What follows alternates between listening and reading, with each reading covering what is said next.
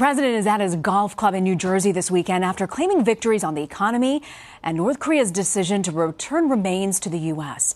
But the president continues to face controversy related to his former personal attorney, Michael Cohen. And this week, we heard audio from Cohen's secret recording of Mr. Trump in 2016, in which the two discussed silencing a story about an alleged affair Mr. Trump had with a former Playboy model. But that wasn't all. Cohen also said the president knew about the 2016 Trump Tower meeting before it took place. Trump campaign officials attended that meeting with the hopes that Russians would be giving them some dirt on Hillary Clinton.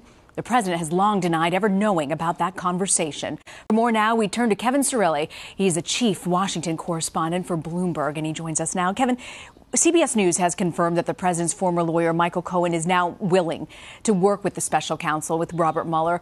What kind of political problems do you think this could cause for the president? Well, clearly we saw just the type of problems that Michael Cohen is able to cause this administration earlier this week when it was first reported that he was, in fact, now saying that President Trump was aware of that July 2016 meeting with Russian lawyer Natalia Veselnitskaya. So that, of course, is really the crux of this argument. Now, it was also reported that Michael Cohen does not have audio recordings of then candidate Donald Trump to prove his accusation, but you've seen a complete reversal in how the administration is now portraying the president's former personal attorney, Michael Cohen. By now, they are attacking his credibility. This is a reversal in how they had originally portrayed him, which was as someone that they thought they would be willing to work with. At this point, though, Kevin, do you get the sense that the base is really concerned about this issue? They're not. No, I think that's a great point. I mean, you look at the polls and the president's base is still very much in lockstep with him. The question becomes, from a political standpoint, is whether or not any of this outside noise will impact Bob Mueller's investigation. And we haven't seen proof that the outside noise, so to speak, or the congressional investigations will, in fact, influence him. He's operating on his own timetable. We don't know when we will get the final results or conclusion of his investigation. That said, there have been several folks, including the president's son, Donald Trump Jr., who have testified before the congressional committees. So there's that in terms of testimony. But the second point that I would make is that just from a mobilizing political force, how this is going to mobilize folks to get to the polls, it's the complete unknown ahead of the midterm elections, whether this will activate the Democratic base or the conservative base for obviously very different reasons. Yeah, it would be very different reasons. I remember when Osama bin Laden was alive, we always worried about an October surprise with terrorism. Yep. You just don't know what to expect these days. The president did, though, Kevin, get some good news on Friday with the economy, strong economic indicators up.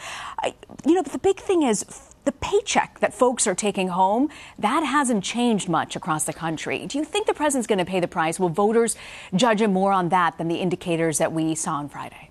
Well, three things. First and foremost, the 4.1% GDP growth for the second quarter is the first time there's been 4% growth in several years. So by all accounts, I mean, that's a very positive thing for the U.S. economy. The second point that I would make is that this comes in the midst of intense trade negotiations. Many economists would argue that China is not going to be able to match the pace of the United States, even if the U.S. doesn't sustain a 4% growth rate. But you also had this week the president announcing a $12 billion aid package to the agriculture states, including many red states that are where lawmakers are up for re-election. They've been concerned about how the president is negotiating not only with China, but also with the EU. The president also announcing with the European Commission President Jean-Claude Juncker earlier this week, business dealings with regards to increasing LNG productivity in the EU, as well as soybeans. That, again, more good news to farmers. But the third point that I would make is the politics of this, which is your original question, which is if you look at the polls, Democrats have been able to frame the Republican tax plan that passed several months ago as a negative. That hasn't gone into effect yet, or many of it hasn't gone into effect yet until next year, obviously after the midterms. And if you really crunch the numbers, and you know I love to crunch these economic numbers, being a Bloomberg reporter, it's consumer spending that has been driving the 4.1 GDP growth last quarter. it'll be interesting to see if folks can sustain that as we head into the second half of this year. I want to also ask you about the president who tweeted Friday night about going to Tampa on Tuesday for a Make America Great Again rally. This comes, during midterms, which Bannon says will be the critical test for the president. I want to actually play you a bite from Steve Bannon from Fox last night. You said something that's the most important midterm. I would just like to rephrase that. I think this is President Trump's first reelect. This is going to be an up or down vote. It's a referendum on the Trump presidency. They are very focused. The opposition is going to be very focused on trying to win the House of Representatives, try to win Congress in order to impeach President Trump and stop the entire project. It's the president's former chief strategist. Is there a sense at the White House that they agree? Yeah, I mean, I'll keep this answer quick. I mean, there's no way that the Republican Party nor the administration can argue that the midterm elections are not a referendum on their policies. I mean, there's just virtually no way. They control all three branches of government. That said, from a policy standpoint, I don't anticipate any type of major legislation advancing out of the Congress before the midterms. And just very quickly, this vacuum in the House of Representatives is fascinating to watch, given that Speaker Ryan is not going to be running for re-election. Speaking of Speaker Ryan, we're talking about Jim Jordan, Freedom Caucus. There was an effort this week on trying to potentially impeach Rosenstein from the Department of Justice. Is there traction on that?